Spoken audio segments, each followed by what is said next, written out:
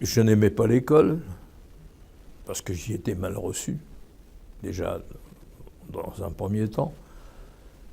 J'étais étranger, j'avais un accent à couper au couteau, j'étais le sale boche, puisqu'à l'époque, tout ce qui n'était pas français était boche.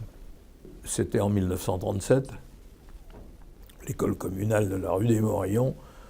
J'étais bien accueilli. Le directeur de l'école m'a reçu en me disant « Avant de venir à l'école, apprends le français, tu reviendras après ». Ça encourage. De ce jour, je me suis mis à détester l'école et j'ai fait tout ce que je pouvais pour ne pas y aller. Je faisais l'école buissonnière. Si je n'étais pas tombé sur un maître d'école qui m'a pris en main en cours particulier, qui a réussi à me faire rattraper mon retard, j'aurais pas eu le seul diplôme que je possède, qui est l'équivalent du certificat d'études. Ça s'appelait le DEPP à l'époque, le diplôme élémentaire primaire préparatoire, instauré par le maréchal Pétain à la place du certificat d'études. Je suis un des rares possesseurs de ce diplôme prestigieux. Après ça, je suis allé au lycée. J'y ai fait les 400 coups. Je faisais du marché noir avec du chocolat et des cigarettes américaines. Je me suis fait virer de la Canale. Je me suis fait virer de Buffon.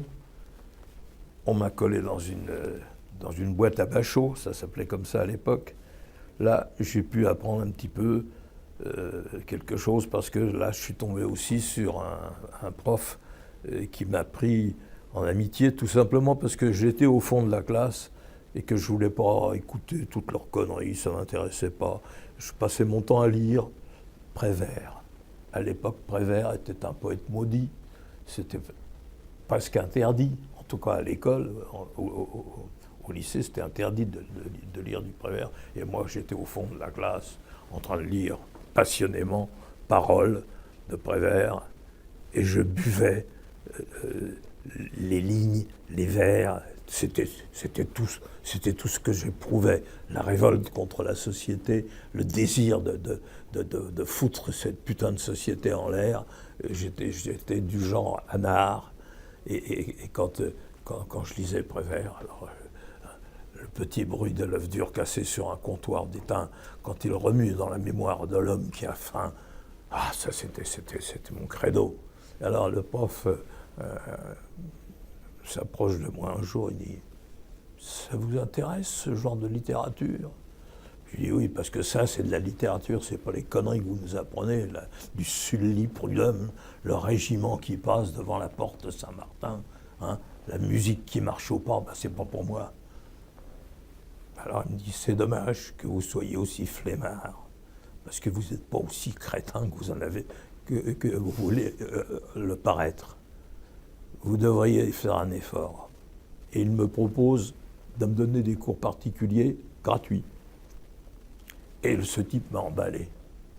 Et alors tout ce que j'ai appris, c'est par lui que j'ai appris. C'est lui qui m'a fait aimer la poésie, c'est lui qui m'a fait aimer Mallarmé, Rimbaud,